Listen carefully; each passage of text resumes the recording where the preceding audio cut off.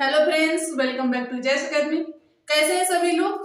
उम्मीद करते हैं आप लोग बहुत अच्छे होंगे और अपनी तैयारी को बेहतर कर रहे होंगे। देखिए, आज हम लोग बात करने वाले हैं सामान्य हिंदी में। आज का हमारा टॉपिक रहेगा वर्णमाला। वर्णमाला की ये 4th क्लास है। फर्स्ट, सेकेंड, थर्ड क्लास हम लोग अच्छे से क्लियर कर चुके हैं। देखिए, हम लोग थर्ड क्लास में चर्चा कर रहे थे ध्वनि के आधार पर स्वर, लेकिन उसमें नेटवर्क इशू होने पर क्लास कट गई, बंद हो गई थी। ठीक है, लेकिन आज हम लोग कंटिन्यू करेंगे। आज हम लोग पढ़ेंगे व्यंजन। तो सभी लोग क्लास के अंत तक बने रहें। ठीक है, तो आज का टॉपिक रहेगा व्यंजन। तो नेक्स्ट पॉइंट बनाइएगा इसी में, व्यंजन।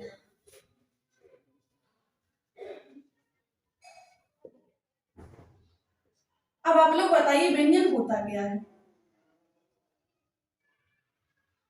कि वे वर्ड जो स्वर की सहायता से लिखे या बोले जाते हैं उन्हें हम क्या कहते हैं? व्यंजन कहते हैं। क्या बनेगी इसकी परिभाषा? कि वे वर्ड जिनका प्रयोग स्वर की सहायता से किया जाता है या जिनका उच्चारण स्वर की सहायता से किया जाता है उसे हम क्या कहते हैं? उसे हम व्यंजन कहते हैं। ठीक है, क्लियर होगी इतनी बात? तो नोट कीजिएगा कि वे वर्ड जो स्वर की सहायता से, किसकी सहायता से? स्वर की सहायता से बोले या लिखे जाते हैं, बोले या लिखे जाते हैं उन्हें हम क्या कहते हैं? उन्हें व्यंजन कहते हैं। क्या कहते हैं? व्यंजन। क्लियर हो गई इतनी बात? अब देखिए, जैसे हमने एक शब्द लिया, जैसे हमें लिखना है का। क्या लिखना है? का। इसमें बताइए व्यंजन में किसका प्रयोग होता है? स्वर का। जब हम लिखेंगे क्या? का। ये बिना स्वर के लिखेगा या नहीं? तो ये बिना स्वर के नहीं लिख पाएगा। जब हम इसे बिना स्वर के लिखेंगे तो ये कैसा लिखेगा? तो इसमें सिर्फ आधा का रहेगा, नीचे क्या हलंत लगा रहेगा। ठीक है, तब हम इसको क्या पढ़ेंगे? क्या। जब हम इसके साथ स्वर का प्रयोग करेंगे लघु आ का, तब ये क्या बन जाएगा? तब बनेगा जाके हमारा का। क्लियर हो गई इतनी बात? जैसे हम इसमें लिखना है क्या? खा। तो इसके नीचे जब ये व्यंजन में लिखेंगे, जब इसमें स्वर का प्रयोग नहीं करेंगे तो ये कैसा रहेगा? अर्ध खा, यानी अर्ध व्यंजन। ठीक है, तो इसके नीचे क्या लगेगा? हलन। जब हम इसके साथ स्वर का प्रयोग करेंगे तो ये क्या बन जाएगा? खा। ठीक है, तब ये पूर्ण व्यंजन बनेगा। क्लियर हो गई इतनी बात? अब बात आती है कि हिंदी वर्णमाला में व्यंजनों की कुल कितनी संख्या होती है। तो एक बार सभी लोग कमेंट कीजिएगा कि हिंदी वर्णमाला में व्यंजनों की कुल कितनी संख्या होती है। क्या है? हिंदी वर्णमाला में, हिंदी वर्णमाला में व्यंजनों की कुल संख्या कितनी होती है? सभी ने किया आंसर? कितनी होती है? 33। बहुत अच्छे। तो इस प्रश्न का आंसर क्या होगा? तो इसका आंसर हो जाएगा 33। हिंदी वर्णमाला में व्यंजनों की संख्या 33 होती है। कितनी होती है? 33 होती है। देखिए, हमारे रसोई में खाना कितने प्रकार का बनता है?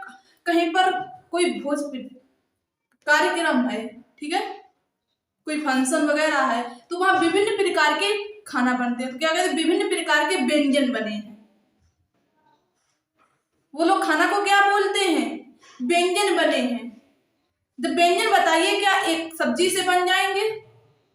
जो व्यंजन बनते हैं वो भी एक सब्जी से नहीं बनेंगे, उनमें भी मिक्स किया जाता है। वो भी अनेक सब्जियों को, अनेक मसालों को मिलाकर बनाए जाते हैं, ठीक है। तो इसी प्रकार ये व्यंजन भी है, वर्णमाला वाले भी व्यंजन है। ये किसकी सहायता से बनते हैं, ये स्वर की सहायता से बनते हैं। और रसोई वाले व्यंजन बनते हैं मसालों की सहायता से, ठीक है, समझ गए। तो हिंदी वर्णमाला में व्यंजनों की संख्या होती है 33 और रसोई घर में व्यंजन की क्या संख्या कितनी होती है, 56 प्रकार के व्यंजन बने, ठीक है, क्लियर हो गई इतनी बात। तो अब हम लोग बात करेंगे व्यंजन के प्रकारों की। इतना नोट कर लिया सभी ने? चलिए बहुत अच्छे, सभी लोग नोट बनाते हुए चले। देखिए जैसे हम लोगों ने स्वर को अच्छे से क्लियर किया है, वैसे ही हम व्यंजनों को भी पॉइंट बाय पॉइंट अच्छे से क्लियर करेंगे, ठीक है। तो सभी लोग क्लास के अंत तक बने रहें। जितने भी साथी इस क्लास में जुड़ चुके हैं वो एक बार क्लास को शेयर कर दें ताकि इसमें अन्य लोग भी जुड़ सकें, ठीक है। तो क्लास को शेयर कीजिए सभी लोग। चलिए तो नेक्स्ट पॉइंट नोट कीजिएगा, व्यंजन के प्रकार, टाइप ऑफ कॉन्सोनेंट्स। व्यंजन के प्रकार। तो हिंदी वर्णमाला में व्यंजन के कितने प्रकार होते हैं? तो हिंदी वर्णमाला में व्यंजन के 4 प्रकार होते हैं। कितने होते हैं? 4 प्रकार होते हैं। नोट कीजिएगा सभी लोग कि हिंदी वर्णमाला में, नोट कीजिएगा, इसे नोट कर लीजिएगा, फिर हम इसे डायग्राम बना के समझा देंगे, ठीक है। क्या हिंदी वर्णमाला में व्यंजन के 4 प्रकार होते हैं। अब देखिएगा कौन कौन से होते हैं 4 प्रकार। सभी लोगों को अच्छे से क्लियर करते हुए चलना है, अच्छे से समझते हुए चलना है, ठीक है। बीच में क्लास कोई भी स्किप करके नहीं जाएगा। तो देखिए व्यंजन, जो हमारे व्यंजन है हिंदी वर्णमाला में कितने प्रकार के हैं? 4 प्रकार के। कौन कौन से? अब ध्यान दीजिएगा। तो सबसे पहला तो हो जाएगा स्पर्श व्यंजन। सुने आप लोगों ने? स्पर्श व्यंजन, इनकी मुख्य रूप से संख्या कितनी होती है आप लोग कमेंट कीजिएगा। पहला है स्पर्श व्यंजन, ठीक है, और दूसरा है अंतःस्थ व्यंजन। अंतःस्थ व्यंजन, और तीसरा है ऊष्म व्यंजन। क्या है?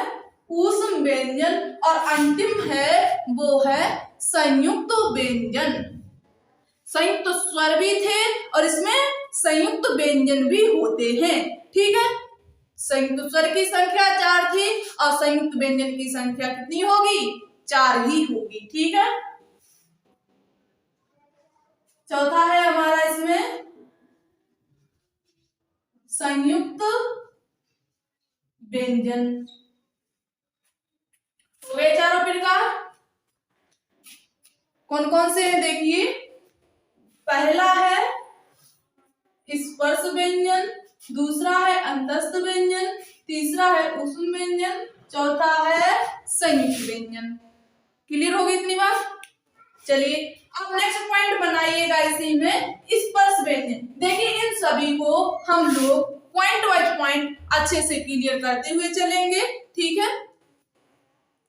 तो इसमें नेक्स्ट पॉइंट नोट कीजिएगा, स्पर्श व्यंजन, यानी कि स्पर्श व्यंजन क्या होते हैं और हिंदी वर्णमाला में इसकी कितनी संख्या होती है, इनको कितने भागों में बांटा गया है, ध्वनि के आधार पर कौन से व्यंजन किस वर्ग में आते हैं। ठीक है, तो नोट कीजिएगा नेक्स्ट पॉइंट इसी में।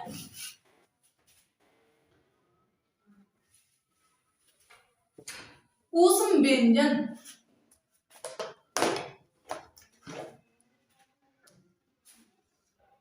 पहला है इसी में हमारा, सॉरी ऊष्म व्यंजन नहीं है, स्पर्श व्यंजन।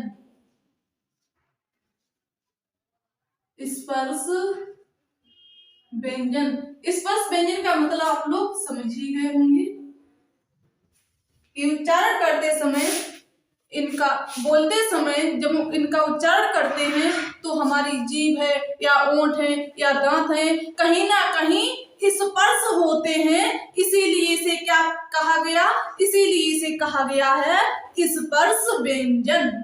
ठीक है, तो देखिए अब बात आती है स्पर्श व्यंजनों की संख्या कितनी होती है। हिंदी वर्णमाला में स्पर्श व्यंजन की संख्या कितनी होती है, तो हिंदी वर्णमाला में स्पर्श व्यंजन की संख्या 25 होती है।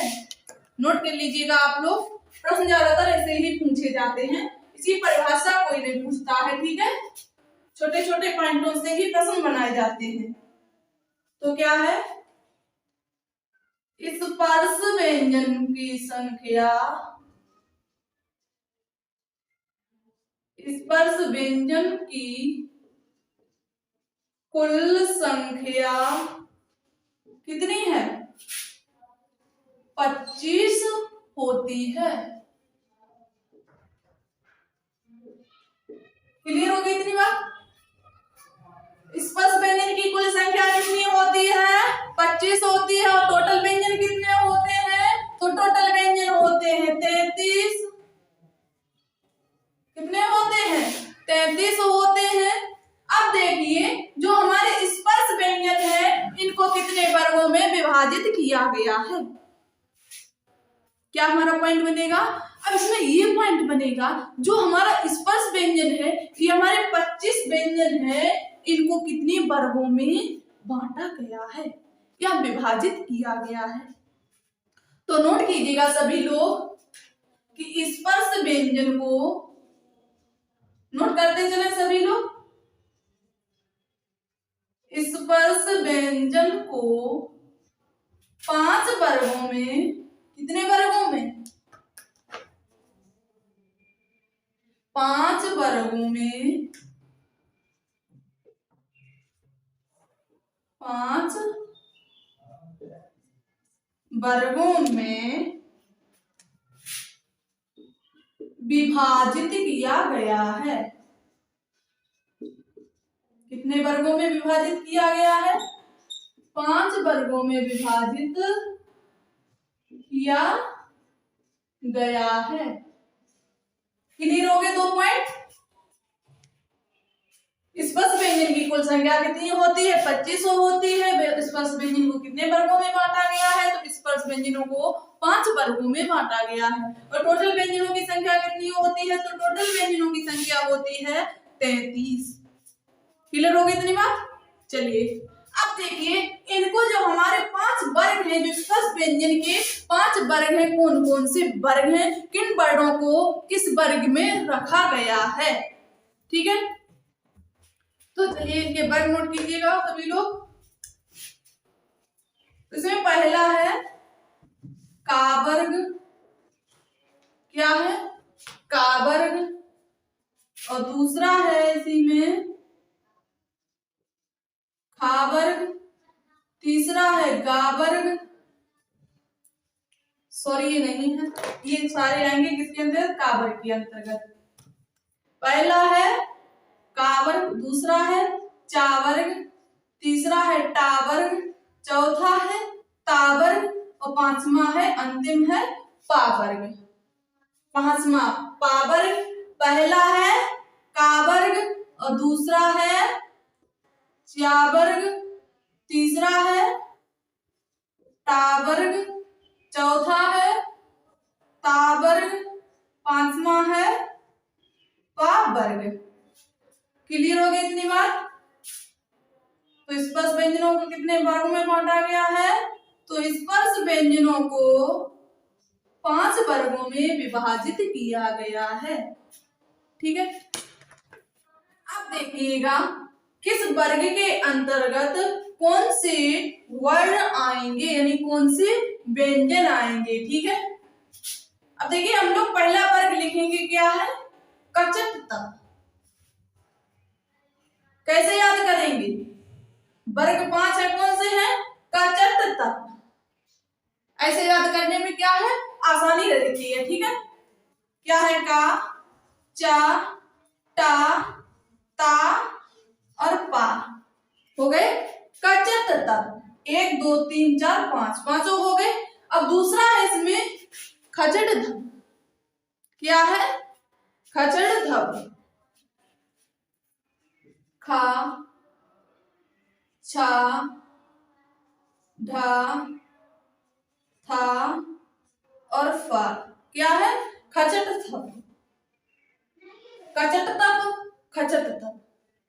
अगला आ जाएगा इसी में गजड़ तप। क्या होगा? गजड़ तप।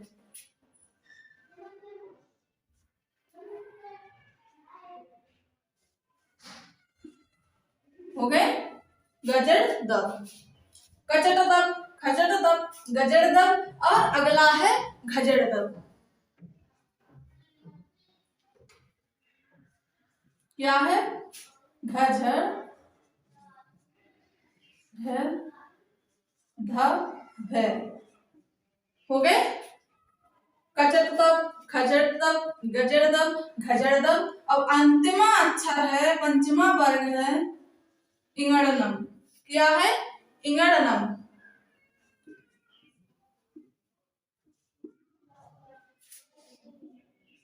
हो गए, देखिएगा 1 2 3 4 5, 1 2 3 4 5, टोटल हो गए 25। 5 इंटू 5 25 हो गए। तो स्पर्श व्यंजनों की संख्या कितनी थी? 25। देखिए का वर्ग के अंतर्गत कौन कौन से वर्ण आएंगे? तो का वर्ग के अंतर्गत हमारे आएंगे का, खा, गा, घा, इंगिया। कौन से वर्ण आएंगे का वर्ग के अंतर्गत? तो का वर्ग के अंतर्गत आएंगे का, खा, गा, घा, इंगिया। और चा वर्ग के अंतर्गत आएंगे चा, छा, झा, झा, उमा। कौन से आएंगे? चा, छा, झा, झा, उमा। अब अगला है तीसरा, इसमें टा वर्ग। टा वर्ग के अंतर्गत कौन से वर्ण आएंगे, कौन से व्यंजन आएंगे? तो टा वर्ग के अंतर्गत टा, ठा, डा, ढा, ड़ा। कौन से आएंगे? टा, ठा, डा, ढा, ड़ा। ठीक है, अब चौथा वर्ग है ता वर्ग। कौन सा है? ता वर्ग। अब देखिए ता वर्ग के अंतर्गत कौन से वर्ण आएंगे? किसके? ता वर्ग के अंतर्गत। तो देखिए ता वर्ग के अंतर्गत आएंगे ता, था, दा, धा, ना। चौथा वर्ग कौन सा है? ता वर्ग। ता वर्ग के अंतर्गत कौन से वर्ण आएंगे, कौन से व्यंजन आएंगे? तो इसके अंतर्गत आएंगे ता, था, दा, धा, ना। क्लियर हो गई इतनी बात? अब देखिए अंतिम है, पांचवा वर्ग है पा वर्ग। क्या है? पा वर्ग। अब देखिए पा वर्ग के अंतर्गत कौन से व्यंजन आएंगे? तो पा वर्ग के अंतर्गत कौन से आएंगे? पा, फा, बा, भा, मा। कौन से व्यंजन आएंगे? पा, फा, बा, भा, मा। क्लियर हो गए? देखिए याद करने की ट्रिक कैसे, हम लोग याद कैसे रखेंगे? तो हम लोग याद इस क्रम में रखेंगे वर्ग के आधार पर। ठीक है, ऐसे याद करने में आसानी रहती है, ऐसे भी याद करने में आसानी रहती है, जैसे कर पाओ। ठीक है, कैसे बोलेंगे हम लोग? कचड़ तप, खचड़ धप, गजड़ धप, घजड़ धप, इंगड़ धप। ठीक है, अब देखिए इसमें जो पंचमा अक्षर है, जो अंतिम वाला पांचवा वर्ग है, इसे हम लोग क्या कहते हैं? इनको कहते हैं अंतिमाक्षर। इनको देखिए आप किन किन नामों से जानते हैं। इन व्यंजनों से प्रश्न किस प्रकार से पूछे जाते हैं, ठीक है। अब देखिएगा, ध्यान दीजिएगा, क्या है, इसको हम क्या कहते हैं, अंतिमाक्षर।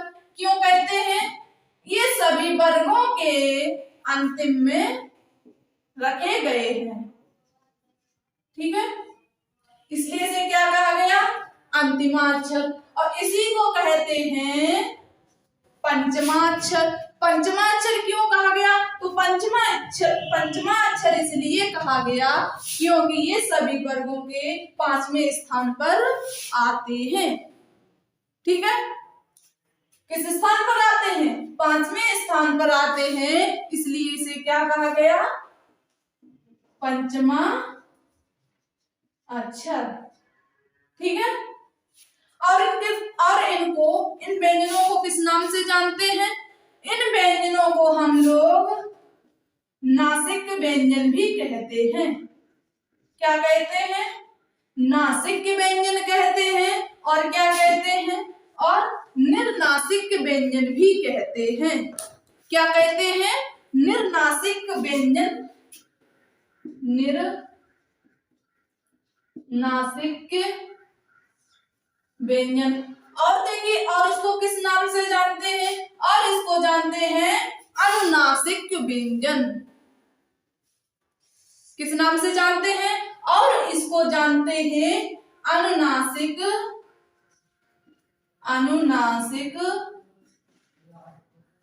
व्यंजन। देखिए, जितने वर्ड हैं उतने ही इसके नाम हो गए या नहीं। देखिए, अंतिमाक्षर इसलिए कहा गया क्योंकि ये 5 यानी सभी वर्गों के अंतिम में प्रयोग किए गए हैं। और इसलिए पंचमाक्षर इसलिए कहा गया कि सभी वर्गों के 5वें स्थान पर है। और नासिक व्यंजन क्यों कहा गया, और निर्नासिक व्यंजन क्यों कहा गया, और अनुनासिक व्यंजन क्यों कहा गया। देखिए, इन सभी व्यंजनों का प्रयोग किससे होता है, नाक की सहायता से होता है। किसकी सहायता से होता है, नाक की सहायता से होता है। जो इसमें हमारे बोलते समय, उच्चारण करते समय जो वायु होती है वो नाक के द्वारा बाहर निकलती है। तो इसको क्या कहा गया, निर्नासिक, नासिक और अनुनासिक। नहीं तो उच्चारण करके देखिएगा, बोल के देखिएगा, अपने आप से आप लोगों को क्लियर हो जाएगा, ठीक है। तो देखिए, बोलिए, इंग्या, इसका उच्चारण कहां से हो रहा है, बोल के देखो, इंग्या, उआ, रा, ना, मा। ये लगता है ये नाक से निकल रहे हैं, लगता है या नहीं। तो इसीलिए इसे कहा गया है नासिक, अनुनासिक और निर्नासिक की व्यंजन। क्लियर होगी इतनी बात। अब देखिए, इसमें जो 2 वर्ड हैं, डा और ढा, इन दोनों वर्डों को और किस नाम से जानते हैं। अब प्रश्न पूछा जाए कि निम्न में से उचित व्यंजन को पहचानिए। प्रश्न क्या है, सभी लोग ध्यान दीजिएगा। प्रश्न इस प्रकार दे दिया जाए कि निम्न में से उत्क्षिप्त व्यंजन को पहचानिए। देखिए, ऑप्शन इस प्रकार दिए जाएं। ऑप्शन ए में दे दिया जाए उआ, क्या दे दिया जाए, उआ। और ऑप्शन बी में दे दिया जाए जा, और ऑप्शन सी में दे दिया जाए ढा, और ऑप्शन डी में दे दिया जाए भा या भा। तो अब आप लोगों को बताना है इसमें से उचित व्यंजन कौन सा है। सभी लोग कमेंट करें एक बार। तो उचित व्यंजन कौन सा इसमें, उआ, जा, झा और भा। बहुत अच्छे। चलिए देखिएगा, समझिएगा। उच्छिष्ट व्यंजन इसमें कौन सा है? तो उच्छिष्ट व्यंजन होते क्या हैं? जिन वर्णों के नीचे क्या लगी हो? बिंदु लगी हो, यानी अनुस्वार का प्रयोग हुआ। ठीक है, देखिए इन वर्णों में, इन सारे ऑप्शनों में किस वर्ड के नीचे अनुस्वार बिंदु का प्रयोग हुआ है? तो इसमें हो जाएगा ऑप्शन सी, ढा। ये क्या है?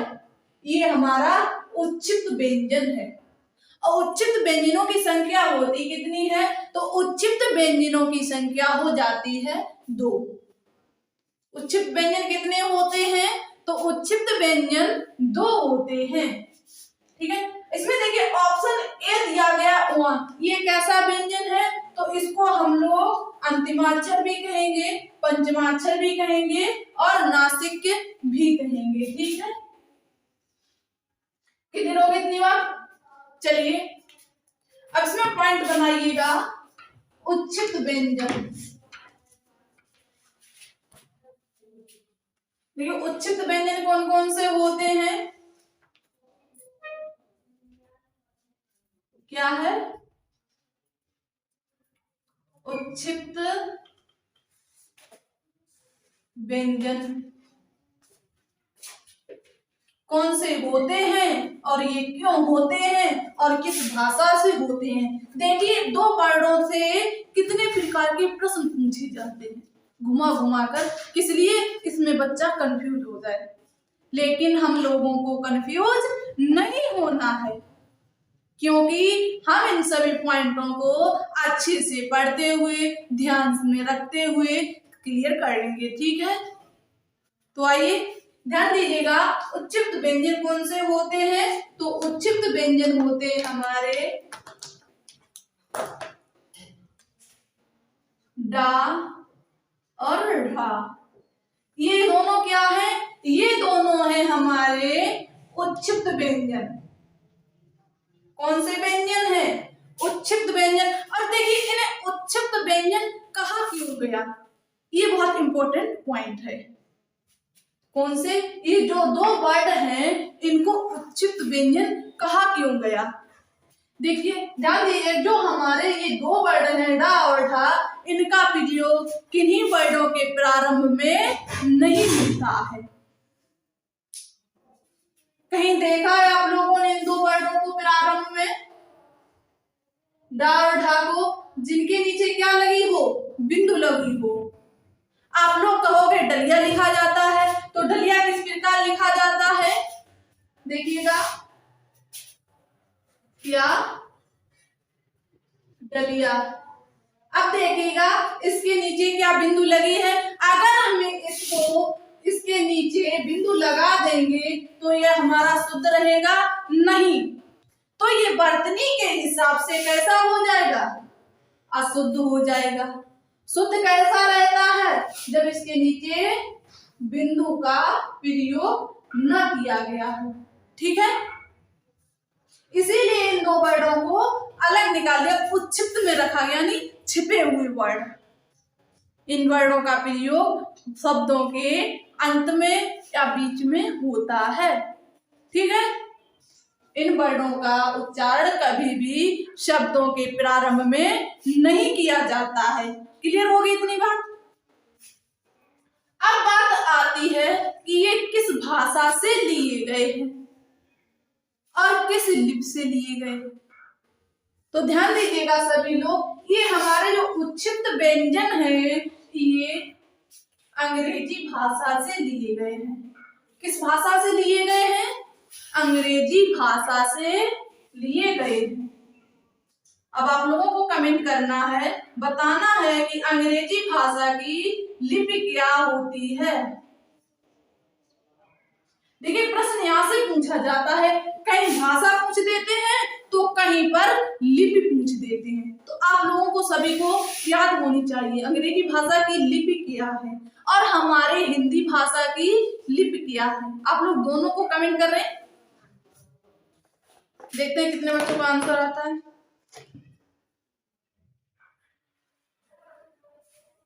बहुत अच्छी। क्या है इसकी लिपि? रोमन। तो इससे प्रश्न पूछा जाए और इसमें से कोई एक वर्ड दे दिया जाए, निम्न में से ये किस लिपि का है, तो क्या कहेंगे? तो ये रोमन लिपि का है। ठीक है, ये रोमानिया से लिए गए हैं। क्लियर हो गई इतनी बात?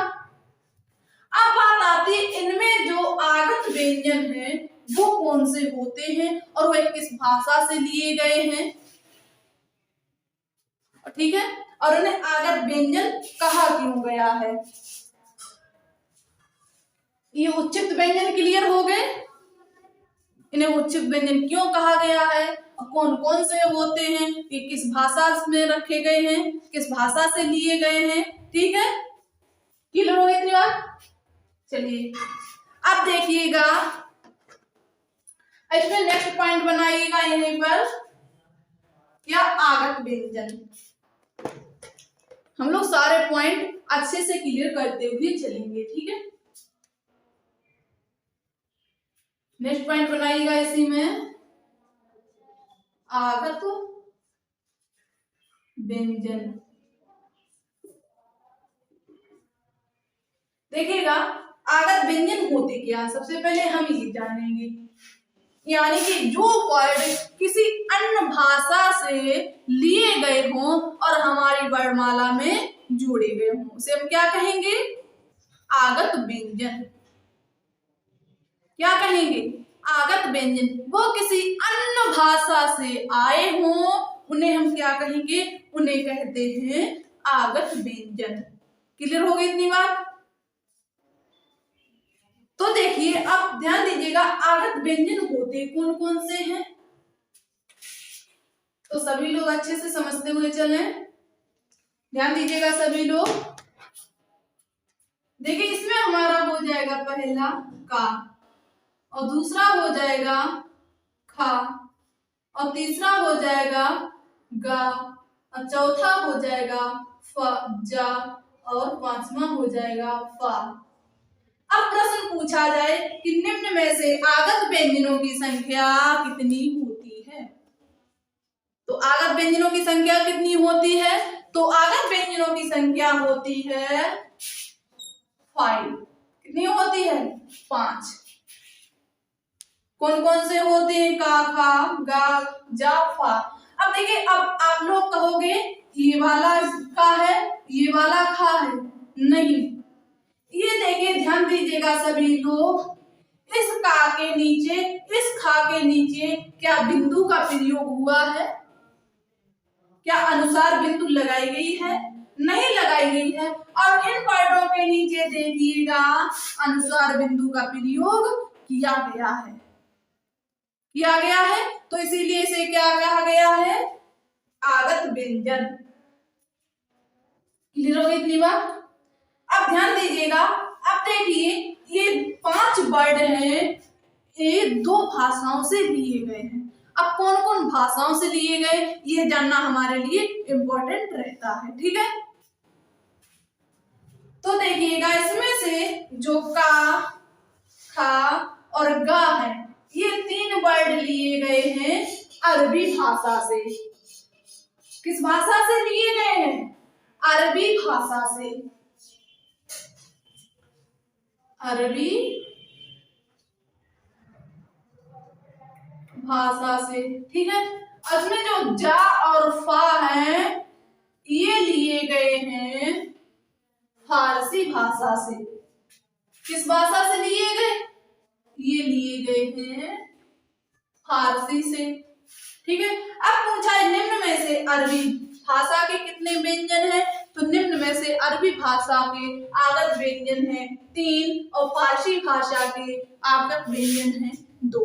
अब देखिए एक प्रश्न इस प्रकार पूछा जाएगा कि निम्न में से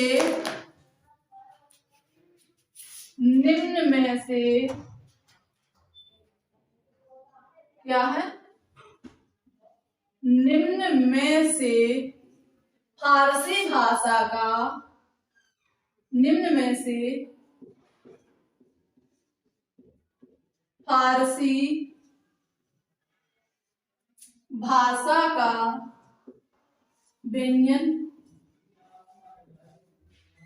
चुनिए, यह बताइए। ठीक है, ऑप्शन में दिया जाए, देखिए ध्यान दीजिएगा, ऑप्शन में दे दें का, ऑप्शन ए में चलिए खा रख लीजिए, बी में का, ऑप्शन सी में चा, ऑप्शन सी में चा, और ऑप्शन डी में रख दें जा। अब आप लोग कमेंट कीजिएगा इस प्रश्न में राइट आंसर क्या होगा। सभी लोग कमेंट करें। बहुत अच्छे, सभी को आ गया। बस ऐसे ही लगातार समझते हुए चले। क्या है इस प्रश्न का राइट आंसर हो जाएगा, तो इस प्रश्न का राइट आंसर होगा ऑप्शन डी जा। ये किस भाषा का शब्द है, ये हमारा है फारसी भाषा का। जा और फा किस भाषा के शब्द हैं, ये हैं फारसी भाषा के। अब देखिए का और खा ये किस भाषा के हैं, ये दोनों हैं अरबी भाषा के। ठीक है, क्लियर हो गई इतनी बात। चलिए, क्या आप लोगों को आगत व्यंजन समझ में आ गए। चलिए, अब यहीं पर नेक्स्ट पॉइंट नोट कीजिएगा, अंतस्थ व्यंजन। देखिएगा इसमें जो स्पर्श व्यंजनों की संख्या थी 25, इन 25 को 25 से ज्यादा भागों में विभाजित कर दिया गया है ना। अब नेक्स्ट पॉइंट बनाइए इसी में, अंतस्थ व्यंजन। अंतस्थ व्यंजन, अंतस्थ व्यंजन।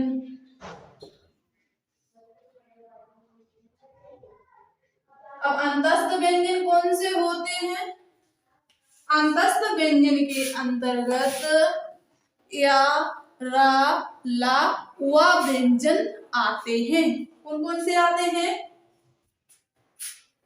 या,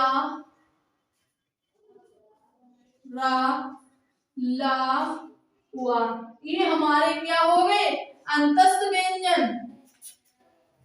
क्या हो गए, अंतस्थ व्यंजन। अब पूछा जाए इनकी संख्या कितनी होती है, तो अंतस्थ व्यंजन की संख्या होती है 4।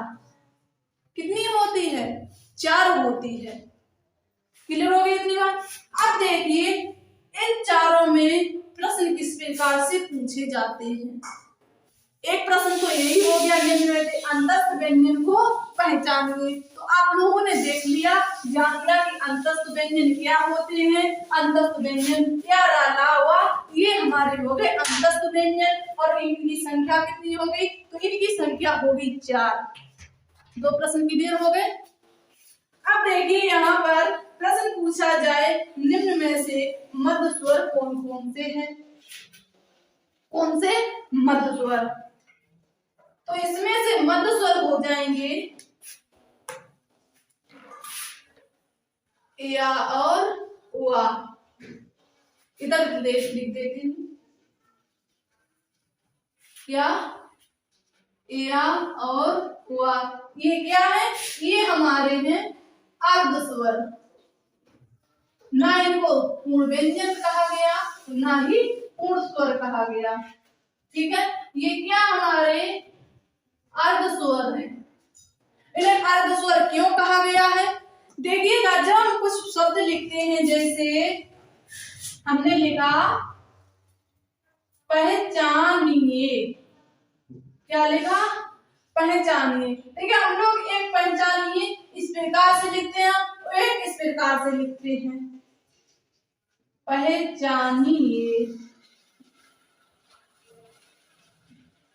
इस प्रकार से भी लिखते हैं। तो इसीलिए इसे कहा गया है अर्ध स्वर। जैसे हम लिखते हैं आई, और वर्ड देख लीजिएगा, जैसे हमने लिखा आई, इस प्रकार से भी लिखते हैं आई, और देखिए और इस प्रकार से भी लिखते हैं आई। तो ये हमारे दोनों कैसे हैं, ये दोनों ही हमारे सही हैं, ठीक है। तो इसीलिए इन्हें क्या कहा गया, इसीलिए इन्हें अर्धस्वर के अंतर्गत रखा गया है। दो प्रश्न यहां से क्लियर हो गए। चलिए अब देखिए इसमें कौन से वर्ण व्यंजन बचे हैं। अब इसमें बचे हैं रा और ला। कौन से बचे हैं, रा और ला। अब इन दो वर्णों से प्रश्न किस प्रकार से पूछे जाते हैं। अब प्रश्न बनता है कि निम्न में से पार्श्विक व्यंजन कौन सा है। कौन सा, पार्श्विक व्यंजन। तो इसमें से पार्श्विक व्यंजन कौन सा है, तो पार्श्विक व्यंजन हो जाएगा ला।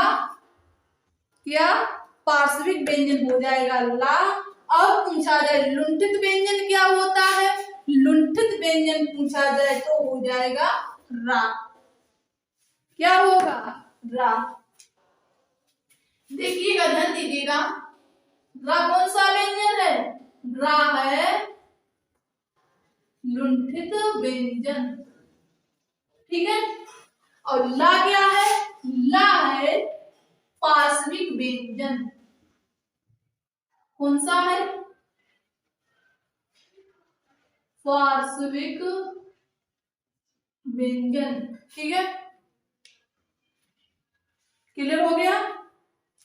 सॉरी, पार्श्विक किस प्रकार से लिखा जाता है,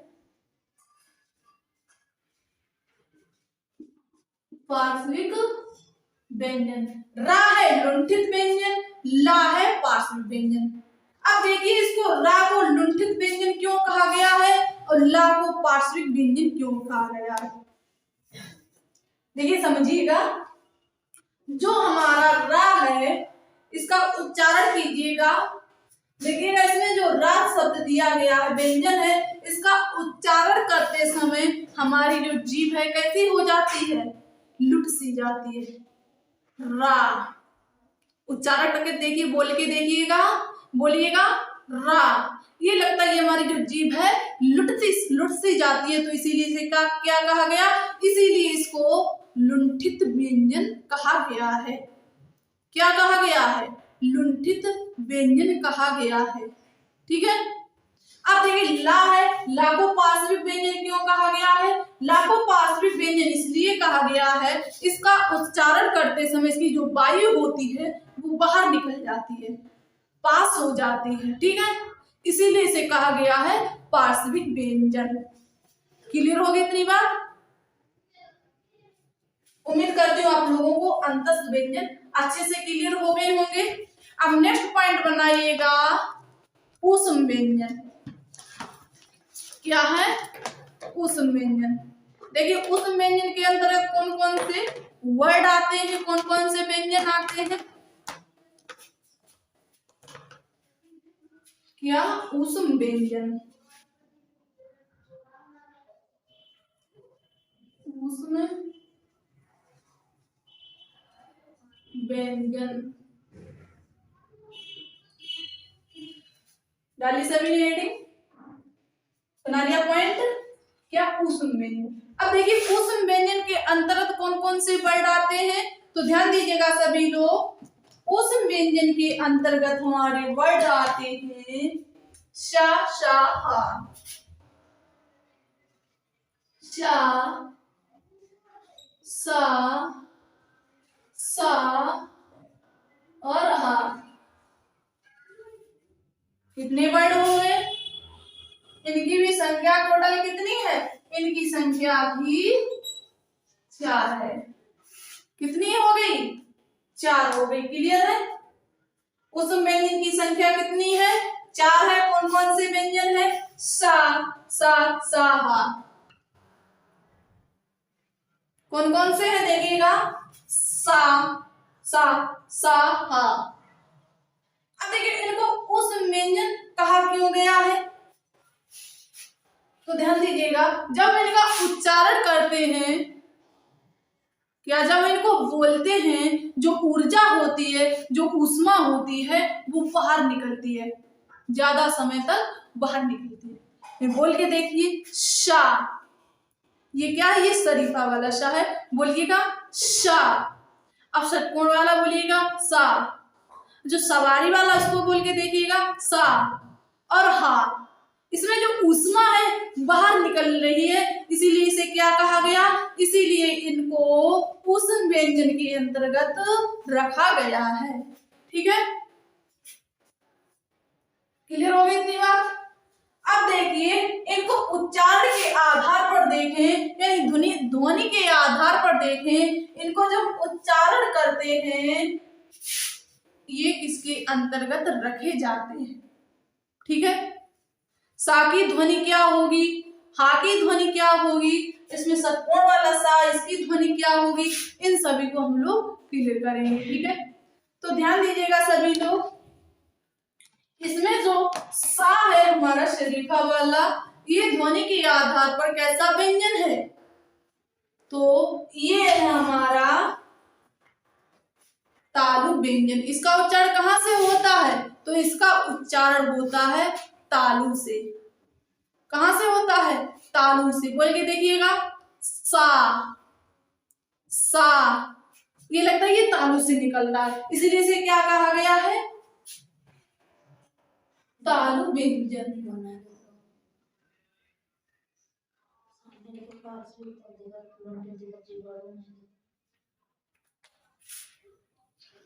क्या यहाँ दिख रहा आप लोगों को, नहीं दिखाई दे रहा, चलिए इधर देख लेती हूँ, लिख लेती हूँ। ठीक है, परेशान होने की जरूरत नहीं है, ये सारी चीजें तो आप लोगों को क्लियर हो गई थी।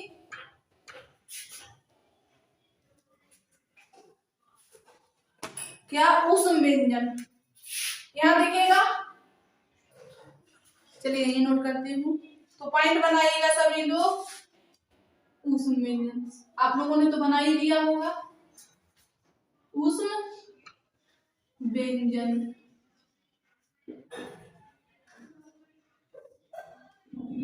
अब देखिए ऊष्म व्यंजन कौन कौन से हैं, शा, यहाँ देखिएगा कौन सा सा किस ध्वनि के आधार पर होगा, किस ध्वनि के अंतर्गत आएगा, ये है शा शरीफा वाला, ये सा है षटकोण वाला, ये सा है सवारी वाला, और हा हल वाला। ठीक है, तो उस व्यंजन की संख्या कितनी होती है, तो उस व्यंजन की संख्या होती है 4। क्लियर हो गई इतनी बात। अब देखिए इसको उच्चारण के आधार पर देखें, उच्चारण करते समय इसकी ध्वनि कहां से निकलती है। ठीक है, ये हमारा सा है, जब हम इसका उच्चारण करेंगे तो इसकी ध्वनि कहां से निकलेगी, शा। बोल के देखिएगा शा, तो इसकी ध्वनि कहां से निकली, तालु से। कहां से निकली, तालु से। अब देखिए अगला इसमें है षटकोण वाला सा, इसकी ध्वनि कहां से निकलती है, जब इसका उच्चारण करते हैं तो इसकी ध्वनि बोल के देखिएगा सा, मूर्धा से, सा, सा। तो ये किसके अंतर्गत आएगा, ये आएगा मूर्धा के अंतर्गत, मूर्धा के अंतर्गत। अब सवारी वाला सा ये किसके अंतर्गत आएगा, ये आएगा हमारा दंत के अंतर्गत। किस ध्वनि के अंतर्गत आएगा, तो ये आएगा ध्वनि के अंतर्गत। नहीं उच्चारण करके देखो सा, सा। ये हमारे जो दांत है आपस में स्पर्श हो रहे हैं, हो रहे या नहीं हो रहे हैं। ठीक है, सा, तो ये किसके अंतर्गत आएगा, तो ये आ जाएगा हमारा दंत के अंतर्गत। ठीक है, क्लियर हो गई इतनी बात। ये वाला तालु से, ये षटकोण वाला मूर्धा से, सवारी वाला दंत से। ये जो हा है ये कैसा है, ये स्वपरिक है, हा ये स्वतंत्र है। ये जब हम इसका उच्चारण करते हैं कोई भी अंग कहीं स्पर्श नहीं होता है। ठीक है, उच्चारण करके देखो हा, ना हमारी जीभ इधर उधर हुई, ना हमारे दांत इधर उधर हुए, ना ही ओंठ हुए, तो ये कैसा है, स्वपरिक है। ठीक है, कैसा, स्वपरिक।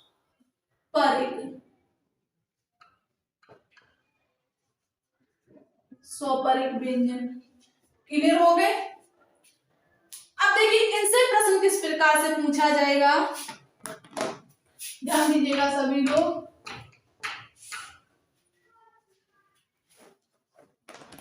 अब प्रश्न पूछा जाएगा निम्न में से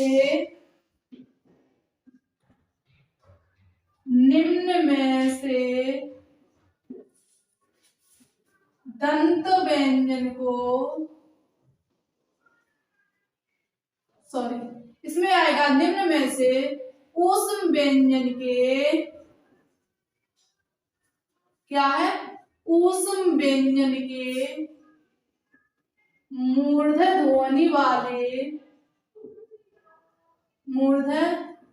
ध्वनि वाले वर्ड को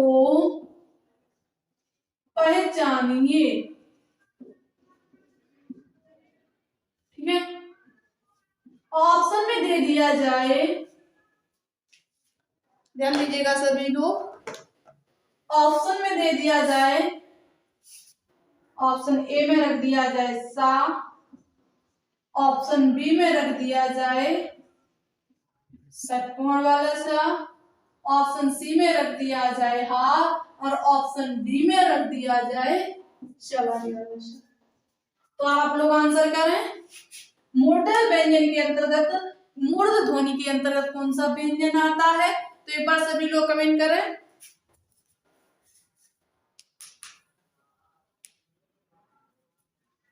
बहुत अच्छे, तो सभी लोग अच्छे से पढ़ रहे हैं ना, ध्यान से पढ़ रहे हैं, तभी सारे बच्चे आंसर भी सही कर रहे हैं।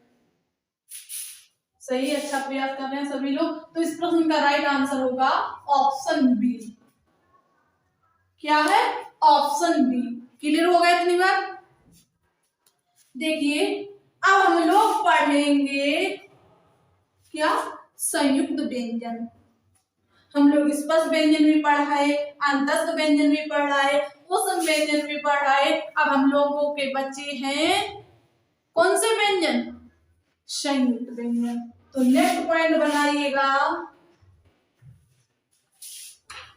नेक्स्ट पॉइंट नोट कीजिएगा, संयुक्त व्यंजन। यहां दिखेगा आप लोगों को,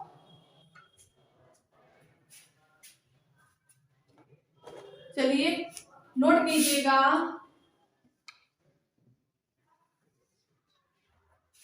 संयुक्त व्यंजन, संयुक्त व्यंजन बना लिया सभी ने पॉइंट। देखिए संयुक्त व्यंजन होते क्या है कि जिन व्यंजनों का उच्चारण, जिन व्यंजनों का प्रयोग दो व्यंजनों से किया जाता है, दो व्यंजनों को मिलाकर किया जाता है, उसी को हम लोग क्या कहते हैं? संयुक्त व्यंजन।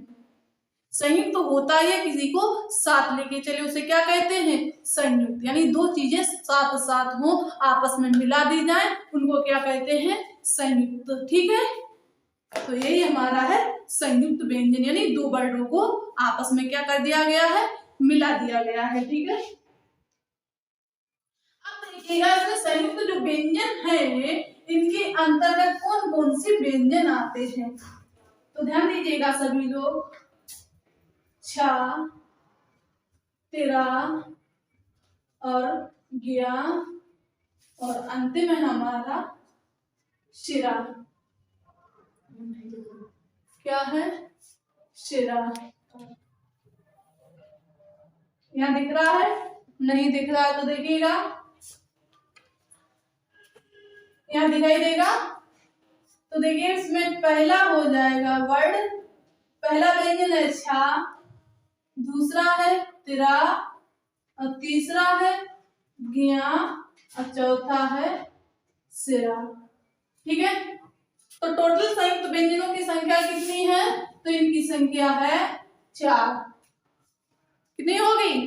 4 हो गई। अब देखिए जो हमारे ये व्यंजन दिए गए हैं ये किन किन व्यंजनों से बनाए गए हैं, ये जानना हमारे लिए आवश्यक है, क्योंकि प्रश्न यहीं से पूछे जाते हैं। ठीक है, ये तो सभी लोग जानते हैं ये क्या है, संयुक्त व्यंजन। लेकिन ज्यादातर लोग इसमें कंफ्यूज हो जाते हैं, यानी किन वर्डों से मिलाकर बनाए गए हैं या किन वर्डों में मिलाए गए हैं। ठीक है, तो देखिए ऐसे छा है, ये किन वर्डों से के मेल से बना है, तो ये बना है हमारा का, इसमें आधा का रहेगा, का प्लस सा, यानी प्रथम वर्ड होगा वो कैसा होगा, अर्ध, और अंतिम वाला होगा पूर्ण। ठीक है, का प्लस सा क्या बना हमारा, छा।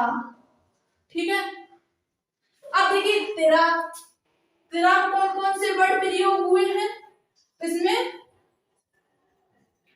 ता प्लस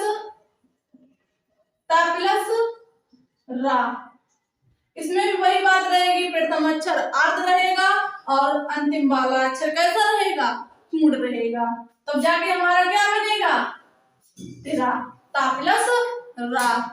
ठीक है, अब बात आती है ज्ञा, ये किन वर्डों से बना है, कुछ लोग कहेंगे गा प्लस आ से, नहीं, किनसे बना है, जा प्लस उआ से, किनसे बना है, जा प्लस उआ से, जा प्लस उआ से, ये हमारा क्या बना, ज्ञा। ठीक है, अब सिरा, सिरा किससे बना है, ये बना है हमारा, ध्यान दीजिएगा सभी लोग, सिरा बना है श प्लस रा से, किससे बना, स प्लस रा से, किस वाले सा से,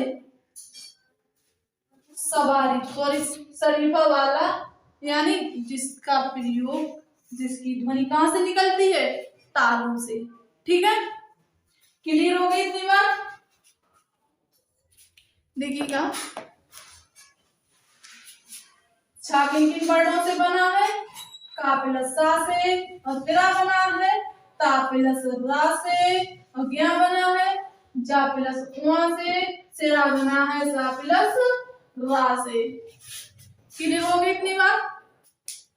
चलिए देखिए, आप लोगों ने ध्यान नहीं दिया है, इसमें जो स्पर्श व्यंजन है इनमें एक चीज छूट गई है, क्या, अब आप लोग बताएंगे,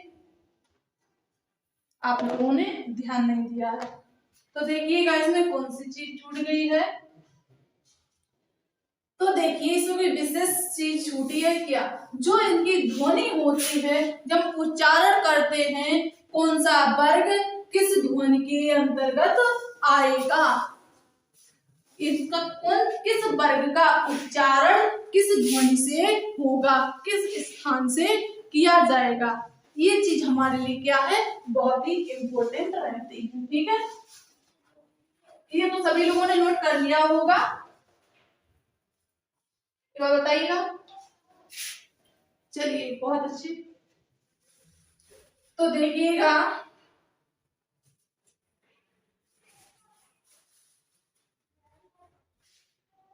क्या है, उच्चारण के आधार पर, देखिए हम इसको याद करने का आपको ट्रिक भी बताएंगे, लेकिन विशेष कुछ है भी नहीं इनमें याद करने के लिए।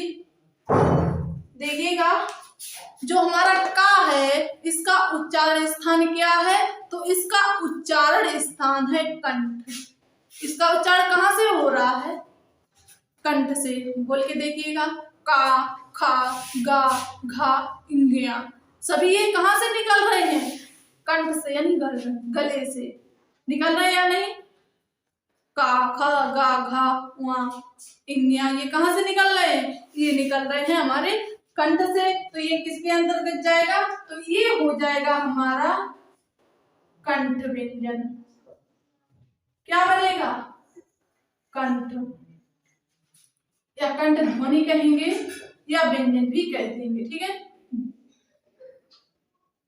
वो इसलिए किस प्रकार का एग्जाम में दिया जाता है। ठीक है, अब देखिए इसमें जो चा वर्ग है, इसका उच्चारण स्थान क्या है, इसका स्थान ये कहां से निकल रहे हैं उच्चारण करते समय, तो हमारे साथ बोल के देखिए, चा, छा, जा, झा, उआ, तो इनका उच्चारण हो रहा है तालु से। कहां से हो रहा है? तालु से। चा छा जा झा झा वहां, तो इनका उच्चारण कहां से हो रहा है? तालु से। ये किस ध्वनि के हो जाएंगे? तो चा वर्ग जो है ये हो जाएगा तालु या तालव्य व्यंजन कह देंगे। क्या? तालव्य ध्वनि। ठीक है। अब अगला दिया गया है टावर। ये किस ध्वनि के अंतर्गत आएगा? इसका उच्चारण स्थान क्या है? तो इसका उच्चारण स्थान हो जाएगा, ध्यान दीजिएगा सभी लोग, बोलिएगा, उच्चारण की जगह हमारे साथ टा ठा डा ढा ड़ा, टा ठा डा ढा ड़ा, टा ठा डा ढा ड़ा। तो इसका उच्चारण कहां से हो रहा है? मूर्धा से, यानी जीभ से। टा ठा डा ढा ड़ा, ये हमारे इसमें जीभ चल रही है लगातार, तो इसे हम क्या कहेंगे? मूर्धा ध्वनि। ठीक है।